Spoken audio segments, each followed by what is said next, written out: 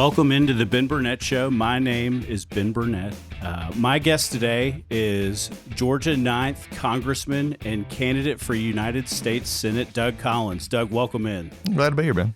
Good to see you. It is it's an honor and a privilege to get you guys while you're on your statewide tour.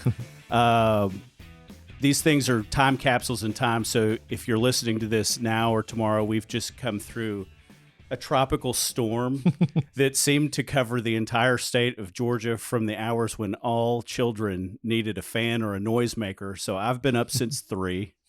What did you guys tell me about where you were yesterday? Did that affect you guys at all? No, it was good yesterday. We was in South Georgia yesterday, so we came up. We ended the night last night in Waycross, and we got into the hotel about 12. It just started sprinkling a little bit, and then so we got some sleep. About 4 o'clock, you could hear the wind blowing, and power went out, and that was about the size of it. But I've been through several tornadoes and actually in them, so it sounded sort of similar last night. All the tornadoes can sound a lot worse. Yeah, no question. Well, Doug, tell me this: you are a lieutenant colonel in the United States Air Force Reserve. Yes.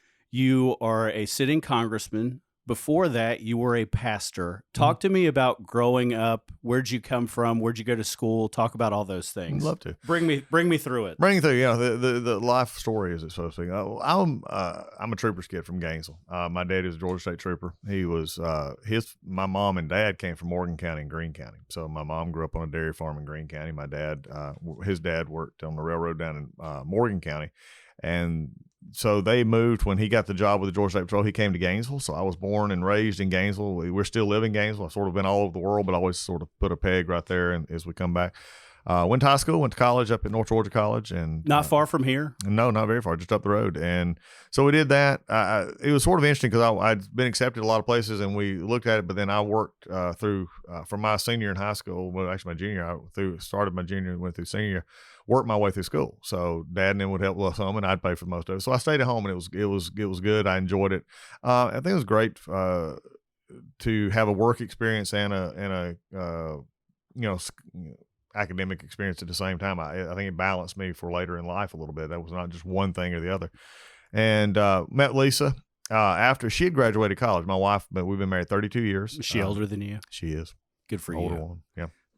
Yeah, she got me on we're 18 months difference in our age. She had graduated, but she actually went through Georgia Southern in 3 years. So she's smarter than you too. Well, yeah, very much so, and better looking, and has a whole package. So we'll go along with that. But no, it's been good. And then after that we went into business. I thought I was actually going to law school at that time, and I didn't. And it was just one of those times when I didn't get anywhere I wanted to. We started, our family, and as far as together.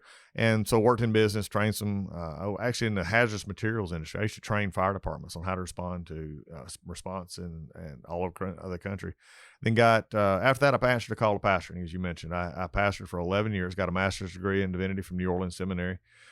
Stayed at the same church for 11 years. As far as a senior pastor, I was always at one church. I had done a youth ministry position, some other stuff before him.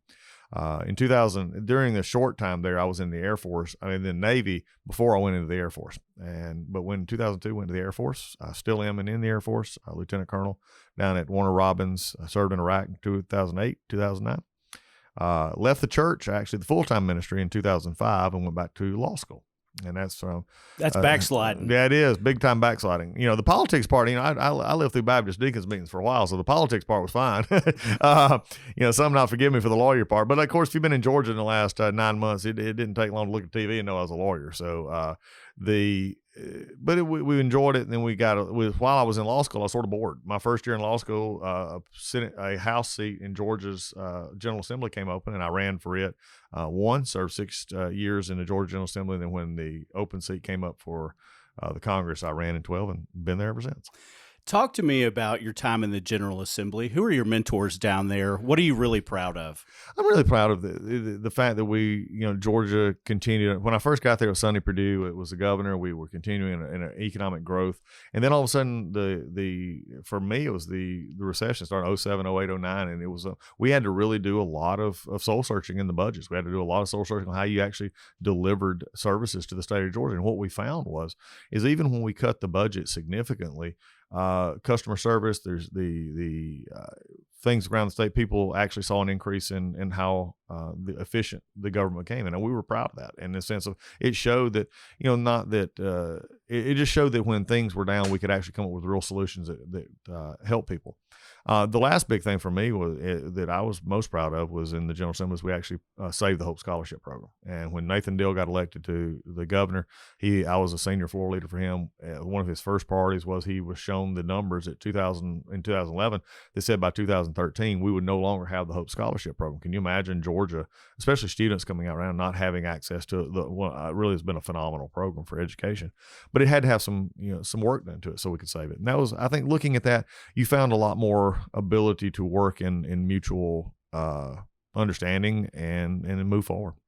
Talk to me about your relationship with Governor Deal, who in my time that has been here, no offense to present or past leadership, that guy seemed to get along really well with people on both sides of the aisle. What do you think it was about you that got his attention right away to put you in a floor leader spot? And tell the people who are listening that don't know what that means, that means. We're happy to. Well, one of the things that many may not know is that I've known Governor Deal for almost 40 years. His son, Jason, who's now a Superior Court judge up in Hall County, and I played basketball together. I've actually known Nathan and Sandra Deal when they were not in elected office at all, before he had actually ran. They worked the concession stand with my mom and dad, so I've watched him, and it doesn't surprise me. I mean, there's some people who work very well in the legislative branch, and he did so as president of the Senate, state Senate here in Georgia, and then in Congress. He served on the Energy Commerce Committee and Subcommittee, and he did a good job there. But for his temperament and the way that he actually took on issues, very knowledgeable about issues, it was not surprising that when he became a chief executive, that it really flowed well. And he's one to not get very upset. He's not one to,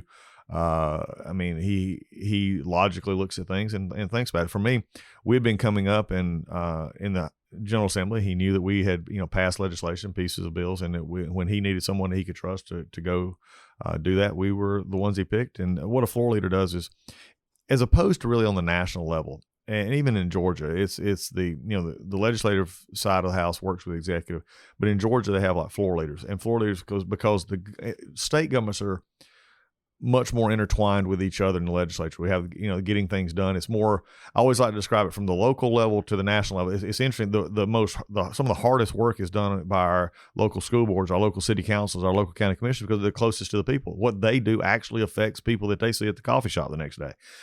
Sometimes when we get to the level that we're at in Washington, D.C., we don't see the direct connection. So when you get in the General Assembly, there's a lot of things that need to happen. So the executive branch and the agencies need a voice, that this is what the executive means. And so the governor can propose legislation through his floor leaders and move it through the system. As that time came to an end, how soon in advance did you know that congressional seat was going to be open? And talk to me about your relationship with your wife at the time when you talk about leaving home 4 or 5 days a week. Because I'm sure, although having a supportive spouse is a big deal, that is a huge unknown that not many people get to walk through. Well, it is. It's amazing how many people that I talk to. Because my time in Congress has been sort of split up. When I first got up there, I've only been up there 8 years, but the first few years was learning, getting stuff done, moving some pieces of legislation, but then also the last Congress, I was the vice chair of the Republican Conference, which meant that I traveled all over the country, talked to candidates and talked to people all the time. It was, from my experience, what I found is when that seat came open, of course, redistricting was part of that. We knew that there was going to be some seats added, and that's what happened. It provided a natural extension from, I'm a Northeast Georgia guy. That's my area. So it was a natural extension for us to run for it. And it was a tough race, but we won. But yeah, what you talk about with family issues and stuff, I've talked to candidates all over the country who are thinking about it. And then after I sort of explained, what it actually entails, we've had some who decided that probably wasn't the best idea for their family at that time. And I respect that. Because there's nothing more miserable to get to Washington, D.C., especially if you didn't understand the demands of time and even back home, than to do something that's very difficult, number one, very contentious, number two, and then to not be real happy while you're there. That makes it even more so. But my wife and I, our kids at the time were grown up enough to where they were in high school. And, so it's a little bit easier. They can weren't travel. In bottles. No. I look, I have great admiration for the men and women in Congress who have young children. I mean, that's just something that would have been very hard for me personally, because I'm a very hands-on dad. I mean, I always have been. I've coached football. When I was in law school, I'd leave law school and take the bus home, take the train, get the bus, get home just in time to go coach football with my kids growing up. So that would have been very tough for me to miss. I did miss, some high school games and stuff as they were growing up, but they were at an age where they understood what I was doing, and it was a good balance. Talk to me a little bit more about life as you get to Washington as a freshman congressman. I think it's well documented for those of you who don't know. Do you still sleep on the cot in your office? I do. I actually have a bed now, so it's a good thing. Oh, you upgraded. I've upgraded to a twin bed. Yeah, the cot was about to kill my back. That was the one thing that was going on. But no, we did, and it's not because of anything. It's just it goes back to the conservative nature of I am. I'm in Washington to do a job. I'm there 3 to 4 nights at most a week. Into my focus is my family. My focus is down here. I come home. And so for us, it was, if that was an option that we could do, because I get up in the mornings typically and go run. I tip in the mornings and go work out. So, and then I'm there late in the evenings as well. So for me, it's just an extension of what we did. How do you take time to take care of yourself? Because look, I am sure if you're on a statewide tour, you know exactly how big Georgia is. Oh, very much so. And I am positive that you're not taking as good a care of yourself today as you were 3 or 4 months ago. I will definitely agree with that. Yeah. So talk to me about how you stay healthy. Look, I mean, the coronavirus is a big deal out there. You got to be careful. Oh, yeah. He's got his mask right here for those of you who wanted to hate. Yeah. Talk to me about how you prioritize that. Well, I think it comes from a whole life experience, and for me, it's a discussion that you sometimes you're not able to do it, and it's a season in time. I remember when I was in Iraq. I mean, you adapt to being in a deployed atmosphere. I mean, it's a very different world than what you're living in. For the campaign, and really, and for Congress, I just go back to you have to find time for yourself. There has to be this time, and my staff understands this. I'm up early most days, and at early time, I try to balance off. Now, for me, that would typically mean running or doing something like that, especially over the last few years. I will have to say with these last 17 days that we've been on this tour, that has not happened as much, and I can feel it. I really can. And eating, not the best in the world, but look, when you get good barbecue from South Georgia, you're always going to have a little bit. It's good, but I think the main thing is for anybody out there is this balance. And I see too many people who get all caught up in one thing or the other. And for life is about balance from a spiritual perspective, from a mental perspective, from a physical perspective. I can go run and it'll take the nerves out. I can get up in the morning, and I have my quiet time, my prayer time, and that sort of settles me in. Doesn't mean I don't get nervous. It doesn't mean I don't get all agitated. Doesn't mean I don't get on this phone, the text with the staff at 5:30, asking 500 questions. And now they do understand. They do not have to answer me at that time in the morning unless I say, I got to have you now. I let them get up and they get going. Not everybody gets up at 5 in the morning, but I do. And so I think it's a balance. And one of the things I do on the road, I've got plenty of calls to make, and I make those calls, but I keep a book with me. I keep a Kindle with me. You can only go through this so much without, taking your mind and getting out a little bit. When you decided after your brief stint in the Navy, after law school, after being a pastor, what drew you to the Air Force and the chaplaincy program? Well, it was going. You're gonna need to Did go you back. miss pastoring? And No, actually, because I was in the middle of pastoring when I did it. The chaplain, when I first answered the call to go back into ministry, and I do believe it is a calling. I know too many people who said, "Well, I want to go be a pastor," and they burn themselves out. It was something I couldn't resist, and if from a faith experience, to some people may not understand that, and I respect that. I'd be happy to talk to them about. But I remember that night in my home church in River Bend, it was just. I had been running from what God had intended me to do.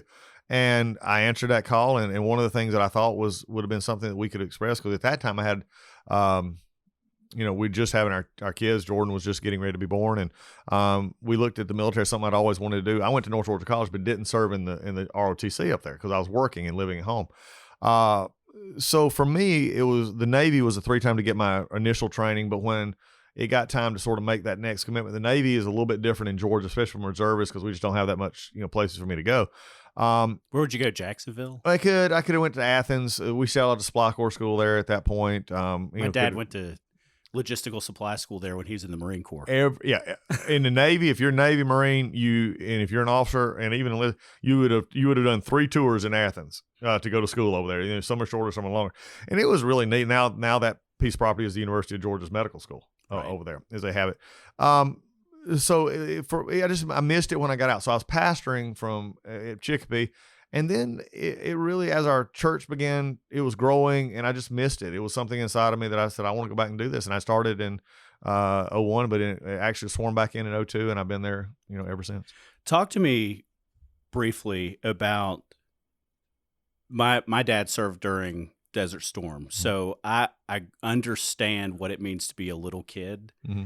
And know that is a fear in your life. Because at that time, 2/3 of the Marine Corps was deployed very much so. To Iraq. And that's something that a lot of people don't know. Yeah. Talk to me quickly about how you get that news that you're going to go overseas, and talk to me about that with your family. Because I don't care where you go. If you go into any sort of forward area, it would make anybody more nervous than serving in Congress. Oh, yeah. Well, it definitely is that. I think the biggest thing was we had the opportunity, because I was serving at Dobbins at the time, and these deployments were coming up, and I was one of those that I'm going to do with the rest of our folks what we trained for it. And so it came up, and I said, okay, I'll put in for this one, and that's what we did. So my wife and I had talked about it. We prayed about it. It was in a transition time, because for most who don't know this, in 2008, my life went like this. I graduated from law school in May, took the bar exam in July, deployed for Iraq in September, found out I passed the bar on Halloween in Balad, Iraq, and then came back in January, a little late January, after I'd already been reelected to a second term in the Georgia House, and was started serving. But telling the kids was different. I still go back and look on. We had little dog tags, my dog tags made, and we gave each of the kids. We took a last trip to the lake. From down in Greene County, where my grandparents' farm was, and we gave Lisa had one, and all 3 of the kids had a little dog tag that we put on a little chain, and they wore those. And I said, "This is whenever you're lonely, I'm here." I still get chicken skin even thinking about that. And so we had a good conversation. I kept a journal while there, and I didn't know it till I got back, but Lisa had kept a journal with the kids. Oh, that's cool. So they would write, and they would come by, and they were in grade school up to middle school at the time. And I love now Cameron, who is my youngest, he's 21. He would come in and write, "Had fun at school today," or he'd just do something like that, or "Don't want to talk today," and Jordan would write something. And so we associated it in with it, but it was tough. I mean, where I served in Balad, it was called Mortaritaville. I mean, we got mortared regularly. And there's just so you do think about those things. And one of the more interesting conversations I ever had in my life, and he still talks about it this day, is my pastor. After I left, because I went after I had was out of my pastorate, and my home church, Tom Smiley, I remember calling him one day, because you got to get everything in order. And it just hit me one day, well, what if I don't come back? I need to make sure Tom would do the funeral.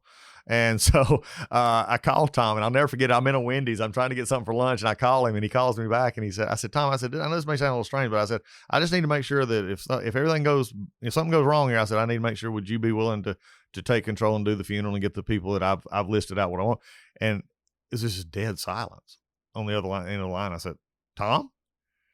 And he said, I don't know what to say. Absolutely. He said, I never thought of it in those terms. But it does affect, but and also fewer and fewer in our country have that experience. You do from your dad's perspective. But our military right now is a military of not vast proportions when you compare it to other countries. And the same folks do the same things. It's not like, back in World War II, or even in Vietnam with the draft. This is a group of people across our branches who are carrying the tip of the spear. Somebody said, and I don't know where this number is now, but I know back in 2010 or something like that less than 1% of the population in the U.S. had actually deployed and we'd been at war almost 10 years. 1% of the population. That meant that those same guys were doing something, and gals were doing some of the same deployments over and over. And they are certainly tired. Yes, very much so. What would you say? How does that affect you on the other end, having served as a congressman and as a legislator, as you look at? Because ultimately, those authorizations in some way, shape, or form come through Congress. They do. Like, that has got to weigh I don't care who you are. Yeah. And I think that there is tremendous power in having people there that have had the great fortune or misfortune of having to go 10,000 miles from home and sleep on something that wasn't comfortable. It's gave me the ability to ask hard questions, to hold my fellow service members accountable. I remember an issue, and this was something the New York Times talked about. We had what's called OCO funding, which was contingency funding, and it was meant to be spent off book. So we call it OCO, or these overseas contingency expenditures, so that it wouldn't be on our actual budget, so it wouldn't affect some numbers. And they would use it for, and during a wartime you have to have those. But as we were calming down, by the time 12 and 13 got here, we were using them more for building projects and other things in other countries outside what I consider the contiguous war zone. And I'll never forget Mick Mulvaney out of South Carolina, a good friend of mine. He went on to be chief of staff. The New York Times wrote an article about us because we consistently were voting against the OCO funds, not because we didn't agree with them, because of the way they were doing them. And I'll never forget, I had another member come up to me one time, and I looked at him and I said, "You talk about the budgets all the time. You talk about," I said, "this money should be in the budget, should not be excess from it." And they looked at me and they said, "Yeah, but I didn't serve and I can't do like you do." And I thought to me, I said, that was one of the more interesting comments I had ever heard, because they felt obligated to do something for military. Otherwise they wouldn't be pro-military. Right. No, I'm pro-military, but it's like your family. I mean, everybody believes their family is the best, but go home and listen around the table. When you have to, take your child and say, if you don't clean your room, you're never coming out of your room. It's those kind of things, but you have to have honest conversations. And I think your experience should bring honest conversations to legislating. I would say you guys, and so you all know, Doug has Amanda and Brendan sitting here, and they're being very quiet. And I know that they probably know lots more about legislation and research and communicate. Talk to me quickly. Where were you in November on election night of 16, and did you think that the president was going to win?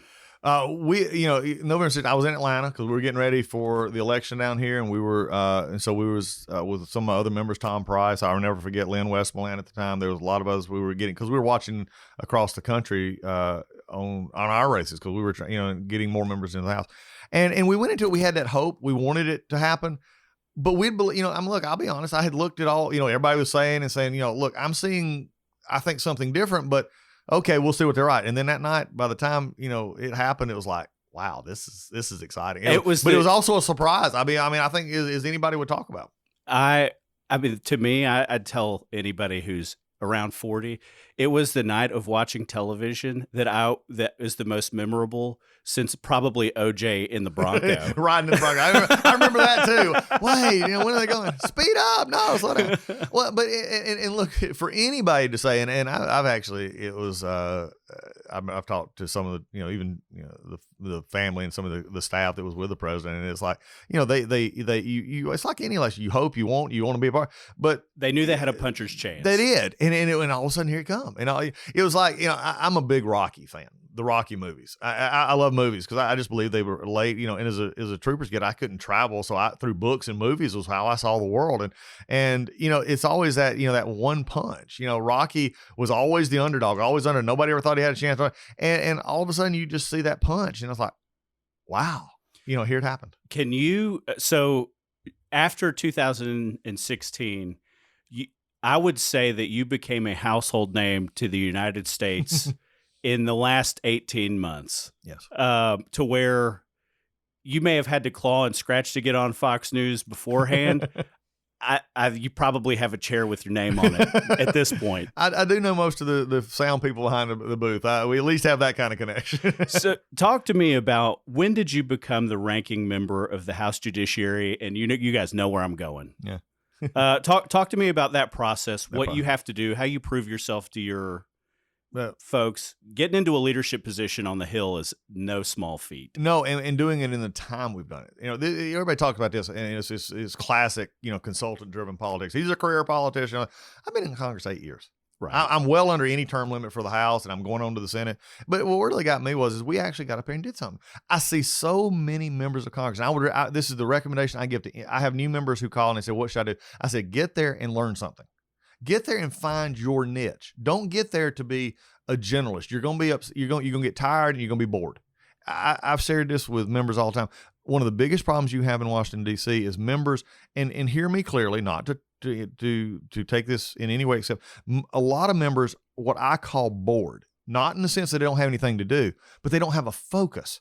Think about how many times in life that you have so many things to do, like 5, 6 things on the plate, and you don't know which to do first. Well, find your areas of focus. So for the first few years we got up there, we was on the Judiciary Committee, was on oversight. I was up there with the Clinton Benghazi stuff, so it cut my teeth a little bit on oversight and foreign affairs.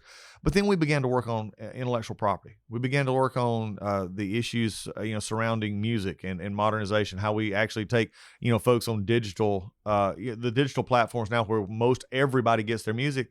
We were still trying to pay songwriters and musicians based off of the old scale when you went and bought a record or a cassette or even an 8-track.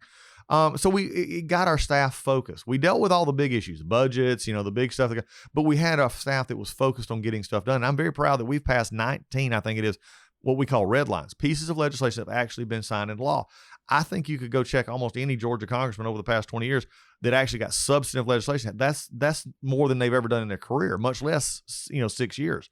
So we actually had something focused. So when it came time in 2006, in the previous Congress, the 115th Congress, there's an opening to be vice chair of the conference. And I said, I want to take a step out and try that. I've been up here 2 terms. This is my 3rd term. And we won an election by peers. They knew that we were honest. They knew that we had fought for these, different bills to help build our conference. So for 2 years, we'd worked on that. And then when we saw the changing of our committee, to be ranking member, it has to be, what we call a steering committee. And at the time, it would be, for us, it would have been either the speaker or the minority leader. For us, it's minority leader this time. And so we put in for the ranking member, and we had the support of the committee members. We had the support of folks because they knew we had been working in that committee. We were not just a come in one issue kind of congressman that would not work in the committee. I'll be frank with you though. In 2018, I was hoping to become chairman. One of the fastest rise to chairmanship, and we would have been chairman had we not lost the House to the Democrats.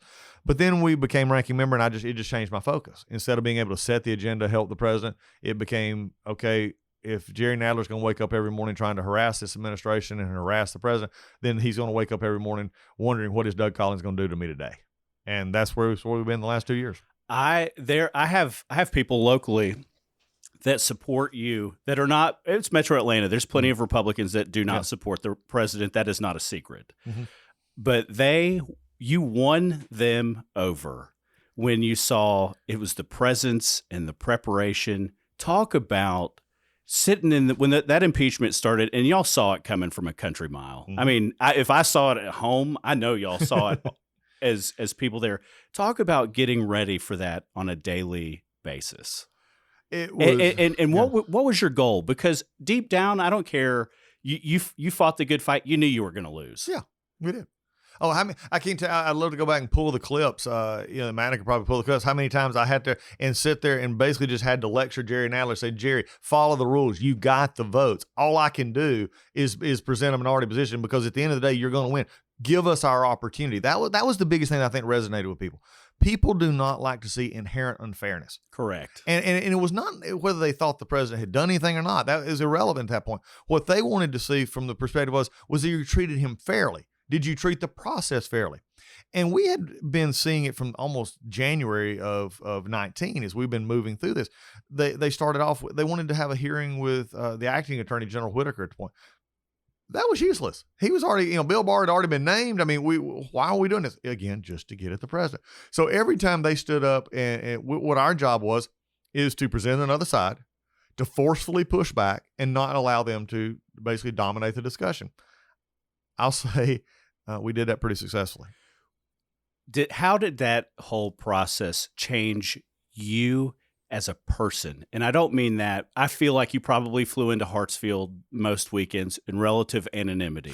And I feel like that probably changed with the quickness. Talk to me about how that changed your scope. How you treated, listen, you got to be a private guy to some degree. Yeah. And you lose, I mean, you were famous. You were one of the most famous guys on the Hill for, I mean, it was months. You're still doing press time because those guys, they know who you are and they know you can talk. The one thing I took away from that whole impeachment thing was I was like, that guy sounds like a guy who's been a guy who spoke in front of a church every Sunday for a decade.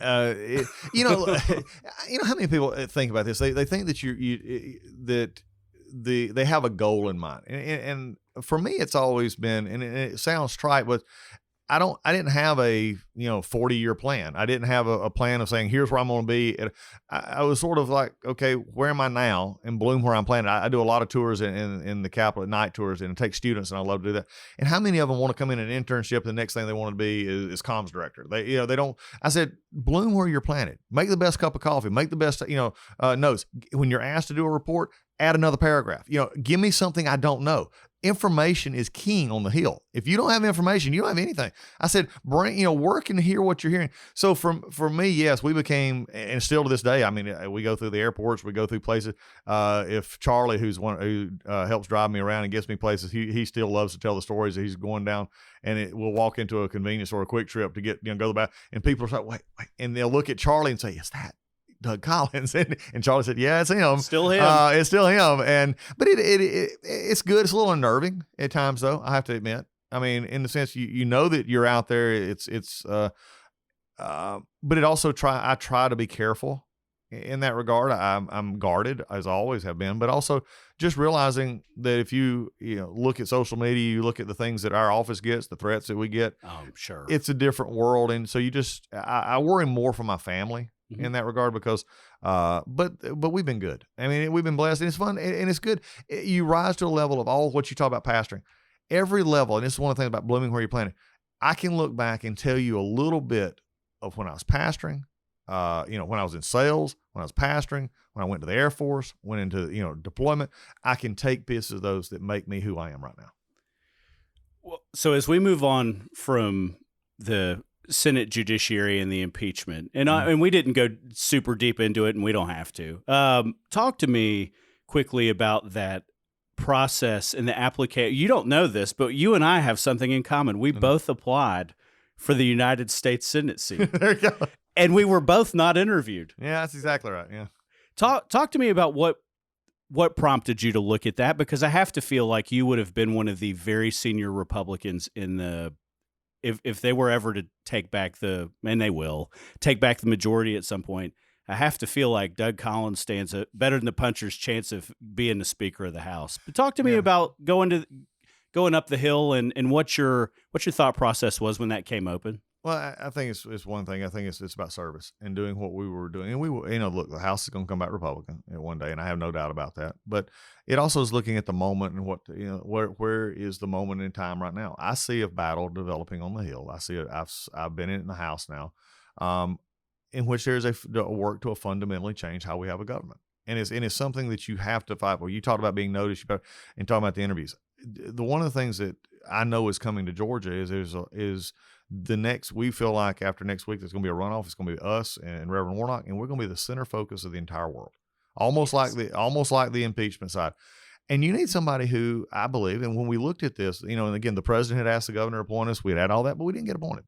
That's fine. Me either. Yeah, you either. And the president didn't ask you. He didn't try to. Yeah, I was sort of surprised when I did talk to. That was one of the things. Did you get an interview? No, I didn't get an interview. I did have a conversation about it, but for us, it's just preparing, because as we go in Georgia, I've seen too many times conservatives, we've been taking a backseat to conservative values and how we actually articulate.